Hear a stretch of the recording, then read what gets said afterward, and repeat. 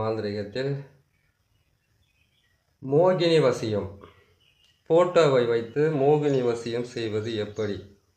ஒரு ஃபோட்டோ அதை வச்சு ஒரு மோகினி வசியம், ஆணுக்கு பெண்ணை வசியம் பண்ணி கொடுக்கறதுக்காக ஏற்கனவே சொல்லியிருந்தேன்.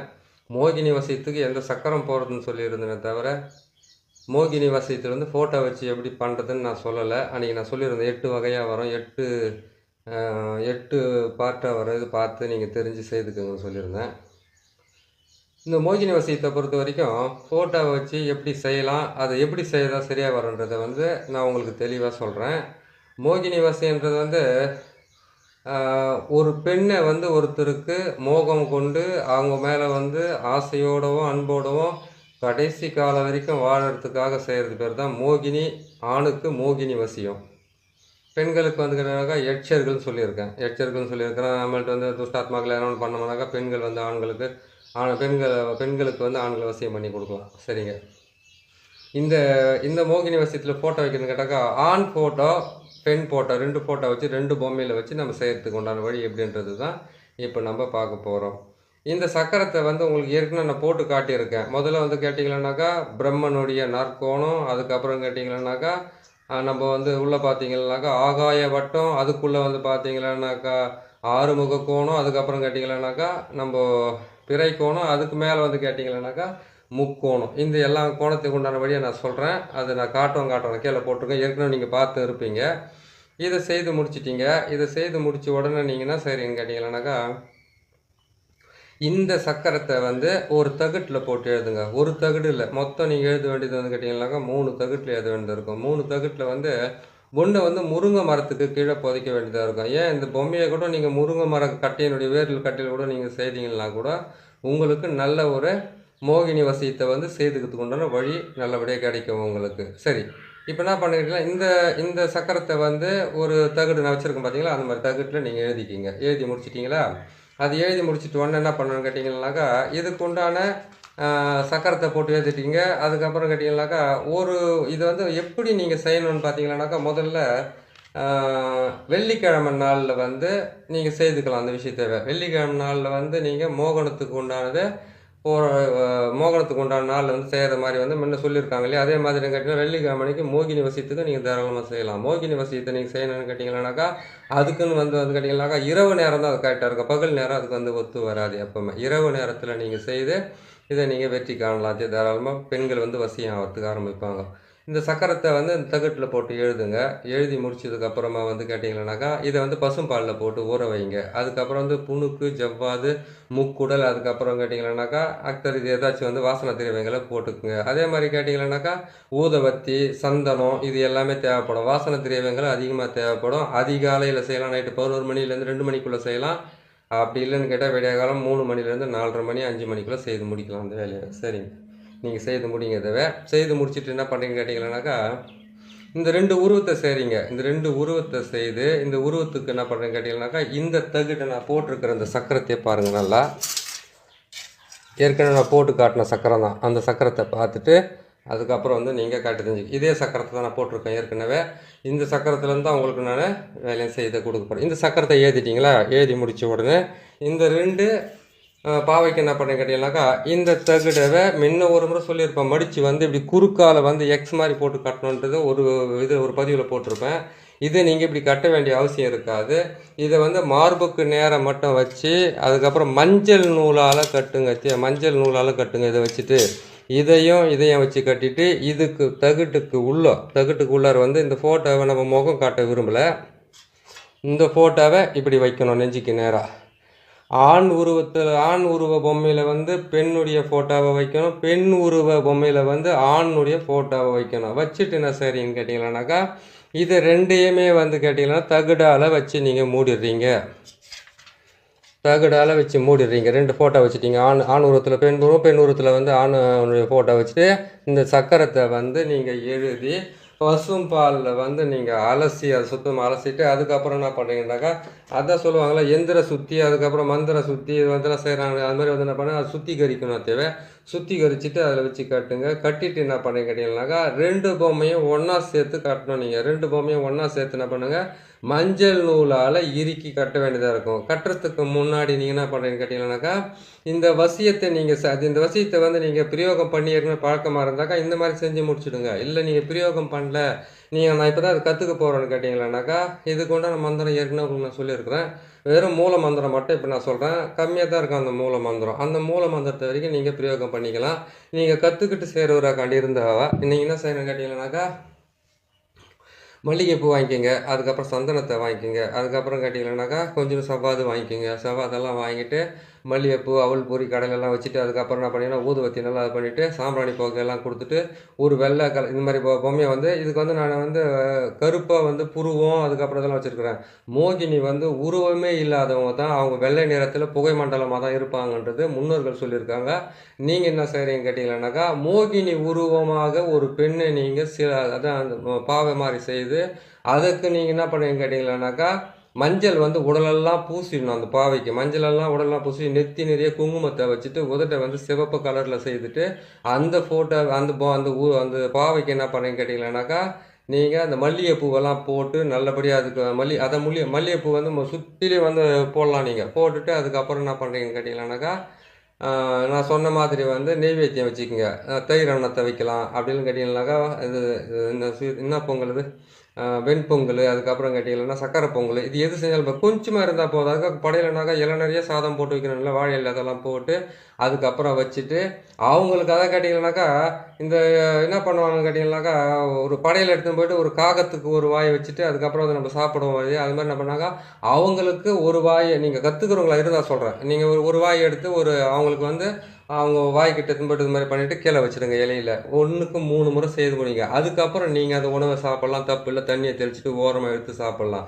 அதே மாதிரி நீங்கள் அங்கே வச்சுருக்கிற பாலில் செய்யப்பட்ட பலகாரமாக இருந்தாலும் சரி, பாலாக இருந்தாலும் சரி, எதுவாக இருந்தாலும் அங்கே எடுத்து நீங்கள் ஒரு 3 முறை வந்து கொஞ்சம் அவங்களுக்கு கொஞ்சமாக எடுத்து வச்சுட்டு அதுக்கப்புறம் நீங்கள் சாப்பிட்றதுக்கு ஆரம்பிக்கலாம். இந்த மோகினி வசியத்தை பொறுத்த வரைக்கும் நீங்கள் செய்கிறது வந்து கேட்டிங்கன்னா கற்றுக்கிறது இருந்தாக்கா உங்களுக்கு ஒரு மண்டலம் 48 நாளே போதுமானது. அதை நீங்கள் செய்துக்குங்க.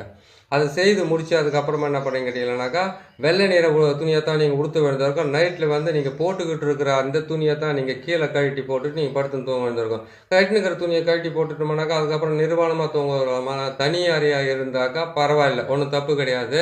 மேலே வந்து ஒரு துண்டு மாதிரி நீங்கள் கட்டிக்கிட்டு தூங்கலாம், ஒன்றும் தப்பு இல்லை. ஏன்னு கேட்டிங்களானாக்கா, மோகனத்தில் மோகினியை வந்து சேருவாங்கன்னு சொல்லுவாங்க. மோகனத்தில்னு கேட்டிங்களானாக்கா ஆணுடைய உடல் இது வச்சு தான் அவங்க வந்து ஒன்று சேருவாங்கன்னுவாங்க. அதனால் வந்து என்ன பண்ணுன்னு கேட்டிங்கனாக்கா, ஒரு பெண்ணை நீங்கள் வசியம் பண்ணுறதுக்காக நீங்கள் ஆசைப்பட்றீங்க. இதை செய்கிறதுக்கு முன்னாடி நீங்கள் என்ன பண்ணணுன்னு கேட்டிங்கனாக்கா, கரெக்டாக இந்த 48 நாள் வந்து நைட்டு 11லேருந்து 2 மணி வரைக்கும் செய்யலாம். அப்படி இல்லைன்னு கேட்டிங்கன்னா விடிய காலம் 3லேருந்து 4லேருந்து 5க்குள்ளே நீங்கள் செய்து முடிக்கலாம். குளிச்சுட்டு தான் செய்ய வேண்டியதாக இருக்கும் ஒவ்வொரு நாளும். அதே மாதிரி கேட்டிங்கன்னாக்கா, மோகினிக்கு வந்து கேட்டிங்களானாக்கா 2 வேளை உணவை சாப்பிட்டுட்டு 1 வேளை உணவு சாப்பிடாமல் இருக்கணும். அந்த 2 வேளை உணவில் வந்து பார்த்தீங்கன்னாக்கா படையல் வந்து அவங்களுக்கு கண்டிப்பாக 2 வேளை போட்டே ஆகணும். குளியல் வந்து கேட்டிங்களானாக்கா நீங்கள் ஒரு நாளைக்கு 3 முறை குளிச்சே ஆகணும். அழுக்கு துணியாக இருக்கக்கூடாது. அதே மாதிரி கேட்டிங்களானாக்கா நீங்கள் வந்து பெண் வாடை இருக்கக்கூடாது. அதே மாதிரி கேட்டிங்கனாக்கா மாமிசம் கலந்த உணவுகளை நீங்கள் சாப்பிடக்கூடாது. அதே மாதிரி வந்து இன்னொரு விஷயம் என்னன்னு கேட்டிங்களானாக்கா, இந்த மோகினியை வந்து எந்த மோகினி நீங்கள் எடுக்கிறீங்க, பல வகையான மோகினி இருக்காங்க. சர்வ மோகினின்றதை வந்து நீங்கள் வச்சுக்கிட்டு கூட நீங்கள் மனசார நீங்கள் அந்த அம்மாவை வணங்கி அந்த மோகினி மூலிமா வந்து பெண்களை வந்து வசியம் பண்ணுறதுக்கு உண்டான வழியை நீங்கள் தாராளமாக செஞ்சுக்கலாம். இன்னொரு விஷயம் என்னென்னு பார்த்தீங்கன்னாக்கா, நீங்கள் வந்து மாந்திரீகத்தில் வந்து ஈடுபட்டு கற்றுக்கிட்டு முடிக்கிற வரைக்குமே வந்து நீங்கள் எது மேலேயுமே பேராசைன்றது இருக்கவே கூடாது. இது செய்தாக்கா அது வந்துடுமா, அது செஞ்சால் இது வந்துடுமான்ற எண்ணத்துலேருந்து நீங்கள் விடுபட்டு நம்ம செய்கிறது நல்லபடியாக நடந்தாவே போதும் அப்படின்னு நினைக்கணும். அதே மாதிரி கேட்டிங்கன்னாக்கா, இந்த மோகினி வசியத்துக்கு முக்கியமாக வந்து தேங்காய் தேவைப்படும். தேங்காயை வந்து ரெண்டாக உடச்சி அதில் வந்து என்ன பண்ணாக்கா, தாமரைத்திரிக்கு பார்த்தீங்கன்னா தாமரைத்திரியில் வந்து நெய் தீபமும் அதை போட்டு நீங்கள் ஏற்றி வைக்கலாம். தேங்காய் எண்ணெயும் போட்டு ஏற்றி வைக்கிற மாதிரி இருக்குது. அதே மாதிரி வந்து மாதுளம்பழம் இருக்குது பார்த்தீங்களா, மாதுளம்பழத்தை 2ஆக பிளந்து வச்சு அதில் இருக்கிற அந்த பழத்தை எல்லாம் உதிர்த்து தள்ளிட்டு அது வந்து என்ன பண்ணாக்கா அதில் வந்து நீங்கள் இழுப்பு எண்ணெய் ஊற்றி கொளுத்துற ஒரு பரிகாரமும் இருக்குது. இதெல்லாம் பண்ணீங்கன்னாக்கா அது கரெக்டாக வரும். தேங்காய் எண்ணெய், இழுப்பு எண்ணெய், நெய் இது 3மே சேர்த்து கூட நீங்கள் ஒரு விளக்கில் வந்து 5 முகமாக திரியாக போட்டு நீங்கள் ஏற்றிட்டு கூட நீங்கள் வசியம் பண்ணுறதுக்கு ஆரம்பிக்கலாம். வசியன்றது உங்களுக்கு நல்லபடியாக கிடைக்கிறதுக்கு ஆரம்பிக்கும். சரிங்களா? வசியம் ஆகிறது வந்து கேட்டிங்கன்னாக்கா ஒரு தெய்வம் தேவதை வந்து நம்மக்கிட்ட நேரடியாக பேசுமா, நம்மளுக்கு வந்து இப்போ இது ஆகுமான்னு கேட்டிங்கனாக்கா நம்ம சொல்கிற நீ சொன்ன அந்த மந்திரத்தை நீங்கள் பிரயோகம் பண்ணாவே பெண்கள் வசியம் ஆகிறதுக்கு பண்ணிடுவாங்க. வசியம் ஆகிறதுக்கு ஆரம்பிப்பாங்க. அது வந்து கேட்டிங்கனாக்கா இந்த பெண்ணு தான் அந்த பெண்ணு தான் நீங்கள் குறிப்பிட்டு வந்து நீங்கள் பேர் சொல்லி பிரயோகம் பண்ணால் தான் அதுக்கு தகுந்த மாதிரி வேலை செய்யறதுக்கு ஆரம்பிக்கும். அதுக்காக வந்து திருமணம் ஆனவங்களோ இல்லைன்னு கேட்டிங்கன்னாக்கா உங்களுடைய ஆசைக்காகவோ மட்டும் செய்யக்கூடாது. அதுவே நீங்கள் திருமணம் பண்ணிக்கிட்டு கடைசி வரைக்கும் வாழறதுக்கு உண்டான வழி இருந்தால் அதை நீங்கள் தாராளமாக செய்து நீங்கள் வெற்றி காணலாம். அதில் ஒன்றும் தப்பே இல்லை. சரிங்களா? சரிங்க. இந்த பொம்மையை நம்ம சொல்லிட்டோம். அந்த பொம்மையை வந்து செய்து முடிங்க. முருங்கை கட்டியால் தான் செய்யணும். முருங்கை கட்டியால் செய்யலாம். அப்படி இல்லைன்னு கேட்டிங்களானாக்கா உளுந்து மாவு இருக்குது பார்த்தீங்களா, உளுந்து மாவை தான் உளுத்தம்பருப்புன்றாங்களே அந்த உளுத்தம்பருப்பால் தான் நீங்கள் செய்ய வேண்டியது இருக்குது. அதை செய்துட்டு அதுக்கு என்ன பண்ணணும்னு கேட்டிங்களானாக்கா நீங்கள் நான் சொன்ன மாதிரி 3 எண்ணெயை வச்சு விளக்கு போட்டு ஏற்றி 5 திரியை போட்டு நீங்கள் ஏற்றிட்டு இரவில் தான் செய்ய வேண்டியது இருக்கும். பகலில் செய்ய வேண்டிய அவசியம் இருக்காது. விடிய காலத்தை செய்கிறது இருந்தாக்கா ராத்திரியே வாங்கி வச்சுக்கோங்க. ராத்திரி செய்கிறது இருந்தால் சாயந்தரமாக வாங்கி வச்சுக்கோங்க. மல்லிகைப்பூ வாங்கி வச்சுக்கோங்க. பால் பலகாரத்துங்களை வாங்கி வச்சுக்கோங்க. அதுக்கப்புறம் வந்து வெண்பொங்கலோ நெய் பொங்கலோ சர்க்கரை பொங்கலோ ஏதாச்சும் ஒரு பொங்கல் வந்து செய்து வச்சுக்கிட்டு அதுக்கப்புறம் வந்து கேட்டிங்கன்னா ஊதுவத்தி வாசனை திரவியங்கள் அதிகமாக தேவைப்படும். வாசனை திரவியங்களை கேட்டு நீங்கள் எடுத்து ரெடி பண்ணி வச்சுக்கோங்க. சரிங்க.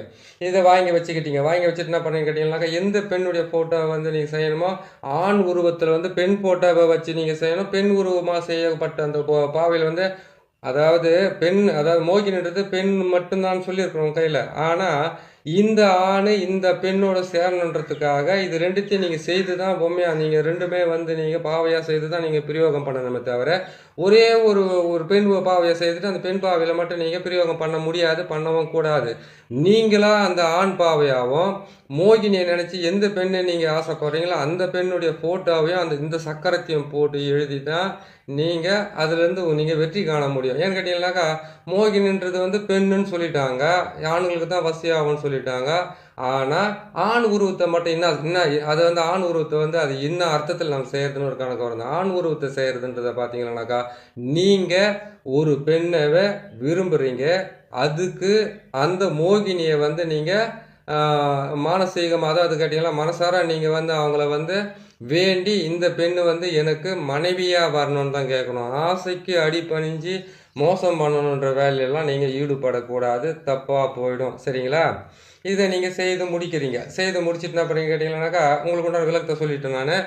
இப்போ இதை செய்து முடிச்சுட்டு என்ன பண்ணுறீங்க கேட்டிங்கனாக்கா 2 மண் பாத்திரத்தை வாங்கிக்கலாம். அப்படி இல்லைன்னு கேட்டிங்கனாக்கா ஒரு வாழை இலையில் நீங்கள் அந்த இந்த படையல் போட்டிங்க இல்லையா அந்த வாழை இலையில் வந்து ரெண்டுத்தையுமே ஒன்றா சேர்ற மாதிரி உங்களுக்கு புரியுதுங்களா? அதெல்லாம் செய்ய முடியாது.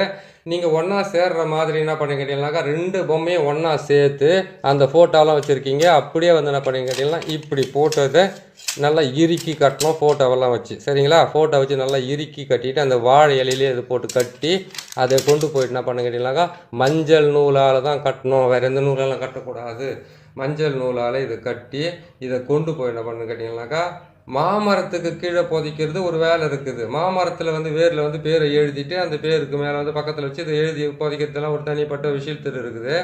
இது முருங்கை மரத்துக்கு கீழே தான் புதைக்கணும். முருங்கை மரன்றது வந்து பேய் பிசாசன மரது இல்லை, மோகினியும் இருக்காங்க. அதில் வந்து வேதாளமும் இருக்குது, மோகினி இருக்குது.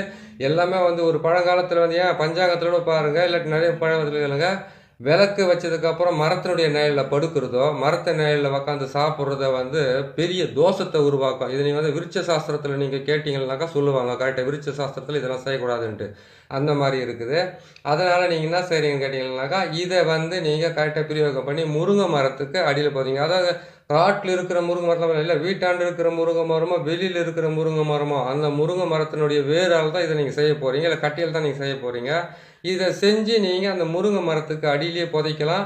அதே மாதிரி மாமரத்துக்கு கீழே கூட புதைக்கிற மாதிரி கூட இருக்குது. மாமரத்தில் புதைக்கிறது இருந்தாக்கா குழந்தை செல்வத்துக்கும் பண செல்வத்துக்கும் திருமணம் ஆனவங்களுக்கு உண்டான வழியை செய்கிறது. நீங்கள் முருங்கை மரத்துக்கு அடியிலே நீங்கள் தாராளமாக புதைக்கலாம்.